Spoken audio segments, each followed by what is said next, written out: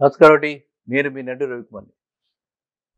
చాలామంది అడుగుతున్నారు, real estate పరంగా ప్రస్తుతం ఉన్న పరిస్థితుల్లో మీరు ఎక్స్ బ్యాంకర్‌గా ప్రెజెంట్ బ్యాంకర్ల ఆలోచన అంటే ఎలా ఆలోచిస్తున్నారు? వాళ్ళు ఏ విధంగా ఈ హౌసింగ్ లోన్స్ పుష్ చేద్దాం అనుకుంటున్నారు? ఏ విధంగా టార్గెట్స్ మీట్ అవుదాం అనుకుంటున్నారు? అన్న విషయం చాలామందికి అంటే ఇప్పుడు ఆ అనుమానము, సందేహం కలుగుతుంది కాబట్టి దాని మీద చర్చిద్దాం. ఏంటంటే ఈ అనుమానం రావటానికి కారణం ఏంటంటే, మొన్న ఈ మధ్యనే జరిగింది. పెద్ద హోమ్ లోన్ ఎగ్జిబిషన్ జరిగింది. బిల్డర్స్ అందరూ కూడా పెట్టడం జరిగింది. అందరూ రకరకాలైనటువంటి రాయితీలు ఇవ్వటానికి ముందుకు రావటం జరిగింది. ఇవన్నీ కూడా హైటెక్స్‌లో చాలా పెద్ద మనందరికీ తెలుసు. చాలా పెద్ద కన్వెన్షన్ జరిగింది. కానీ అక్కడికొచ్చిన ఫుట్‌ఫాల్ చూస్తే అంటే ఫుట్‌ఫాల్ అంటే సందర్శకులు. అక్కడికొచ్చిన సందర్శకులు చూస్తే చాలా, చాలా, చాలా తక్కువ. ఇదివరకటితో పోలిస్తే గణనీయంగా నెంబర్ పడిపోయింది. దీనికి ఈ గణనీయంగా నెంబర్ పడిపోయింది. ఇంత పబ్లిసిటీ ఇచ్చినా, ఇంత ఖర్చు పెట్టినా, ఇన్ని రాయితీలు ఇచ్చినా పడిపోయింది అని చెప్పి బ్యాంకర్లు కూడా చాలా ఆందోళన చెందుతున్నారు. ఎందుకంటే బ్యాంకులో మీకు అందరికీ తెలుసుకోవాల్సిన విషయం ఏంటంటే ఎవ్రీ ఇయర్ టార్గెట్స్ ఉంటాయి. అంటే మన గత సంవత్సరం చేసిన దాని మీద ఈ సంవత్సరం మార్చి కల్లా మనం ఒక అడ్వాన్సెస్లో 20%, ఆ బేస్ మీద 20% మన గ్రోత్ రావాలని, దానికి ఈ వేరియస్ స్ట్రాటజీస్ హౌసింగ్ లోన్స్ ఎలా ఇంప్రూవ్ చేయాలని బ్యాంకర్లందరూ కూడా ఆలోచిస్తుంటారు. ఇప్పుడు అలాంటి ఆలోచనలకి ఇప్పుడు వీళ్ళు చాలా ఇబ్బందుల్లో పడ్డారు. బ్యాంకర్లందరూ కూడా ఒక రకంగా దిగులు పడుతున్నారు ఎలా రీచ్ అవ్వాలి. సో దీనికి ఏంటంటే మీకు big fish small fish story అనమాట. సో ఈ బిగ్ ఫిష్ పెద్ద పెద్ద బ్యాంకులు ఏవైతే ఉన్నాయో వాళ్ళందరూ కూడా ఏంటంటే 0.5%, 0.75% స్పెషల్గా ఈ టార్గెట్స్ అచీవ్ చేయడానికి వీళ్ళంతా కూడా take over of housing loans. మీకు ఆల్రెడీ ఒక హౌసింగ్ లోన్ ఉంది, అది ఒక బ్యాంకులో ఏ బ్యాంకులో ఉందనుకోండి.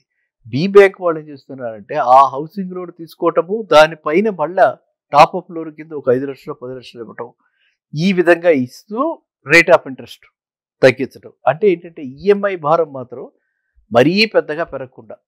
ఇప్పుడు ఇది వరకు మనకి ఈఎంఐ 10,000 ఉంది.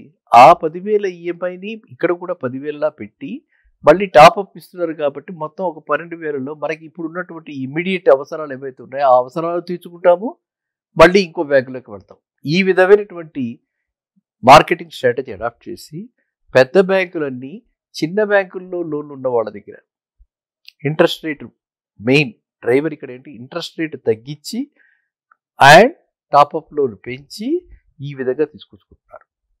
ఆ విధంగా అప్పుడు ఏమవుతుంది, ఒకేసారి లోన్ డిస్బర్స్ అయిపోయింది, ఒకేసారి వీళ్ళ బుక్స్లోకి వస్తుంది. అంటే ₹1,00,00,000 లోను అదే కనుక మనం కొత్త లోన్ ఇస్తే ఆ ₹1,00,00,000 ఇవ్వడానికి ఒక 1 year 1.5 years పడుతుంది, ప్రోగ్రెసివ్గా ఇస్తారు కాబట్టి. ఆ విధంగా లేకుండా ఈ విధంగా వీళ్ళు కొత్త స్ట్రాటజీ అడాప్ట్ చేశారు బ్యాంకర్స్.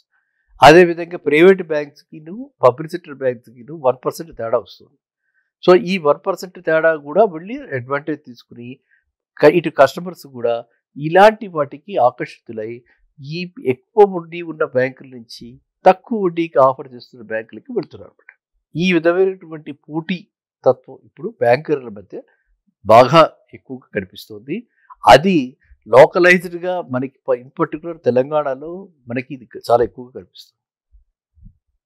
ఇది నేనేమంటున్నా అంటే కస్టమర్స్ మీరు సెంటిమెంటల్గా పెట్టుకోకుండా, మీరెవ్వరు కూడా సెంటిమెంటల్గా ఫీల్ అవ్వకండి. ఎందుకంటే ఇందులో సెంటిమెంట్ ఏముంది, ఆ బ్యాంక్ ఆ రోజు లోన్ ఇచ్చింది, ఈ బ్యాంక్ అదే లోన్ ఇక్కడ ఇస్తూ తక్కువ రేటుకి ఇస్తున్నారు, అందువల్ల ఆ బ్యాంకర్ వెళ్ళిపోయాడు, ఆయన ట్రాన్స్ఫర్ అయిపోయి ఆయన ఎంతో వెళ్ళిపోయాడు, మనకి ఇంకేముంది అక్కడ, సెంటిమెంట్ ఏమి లేదు అక్కడ. సెంటిమెంట్గా ఫీల్ అవ్వకూడదు. ఎప్పుడు కూడా మనం సెంటిమెంట్ని బిజినెస్ని మిక్స్ చేయకూడదు. So no sentiment.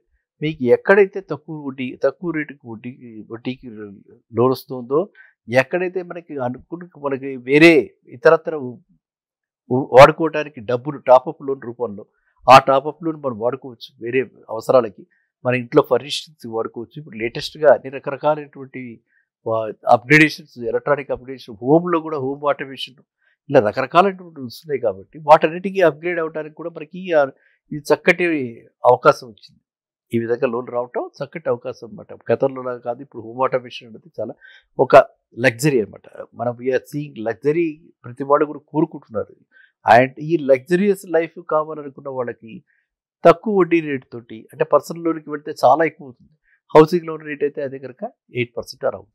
సో ఈ 8% అక్కడ 15% డబల్ రేటు వడ్డీ కట్టుకునే బదులు ఇందులో ఈ విధమైనటువంటి అవకాశం ఉంది కాబట్టి మీరు ఇలా తీసుకోండి.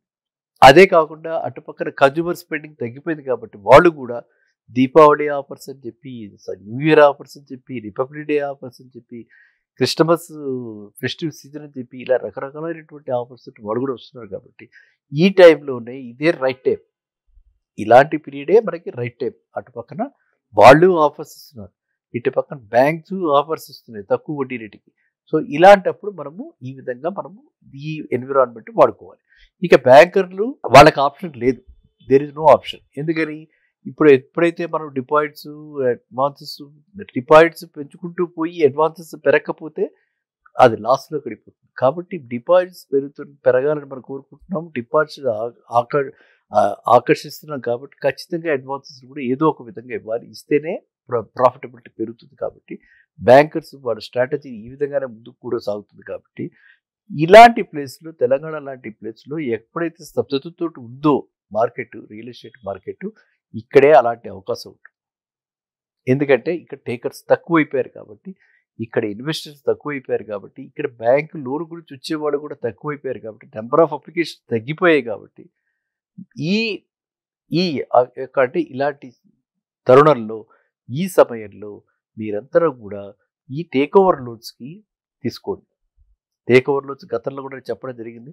ఎవరికైనా టేక్ ఓవర్ లోన్స్ కావాలి అంటే నన్ను ఎప్పుడు సంప్రదించు, నేను ఎప్పుడు మీ శ్రేయోభిలాషిని, always me శ్రేయోభిలాషిని.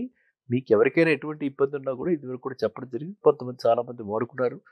I have no issues, I'm always available for you. మీరు ఎవరికైనా ఈ విధమైనటువంటి అవకాశం కావాలంటే కూడా నన్ను సంప్రదించవచ్చు. నేను చెప్పేది మాత్రం ఒకటి, అందరూ కూడా ఎక్కువ బర్డెన్ పెట్టుకోకుండా ఈఎంఐని మనం మెయింటైన్ చేయగలిగిన కెపాసిటీలోనే, మన రీచ్లోనే, మనం ఎఫోర్డబుల్ రేంజ్లోనే ఈఎంఐని జాగ్రత్తగా పెట్టుకుందాం. సరేనా? ఈ పరిస్థితులు మారుతాయి, మళ్ళీ మనమంతా కూడా దాని ప్రైసెస్ అన్నీ కూడా పెరుగుతాయి, మళ్ళీ మంచి రోజులు వస్తాయని చెప్పి అందరూ ఆశిద్దాం. మళ్ళీ కలుద్దాం నెక్స్ట్ వీడియో. నమస్కారం.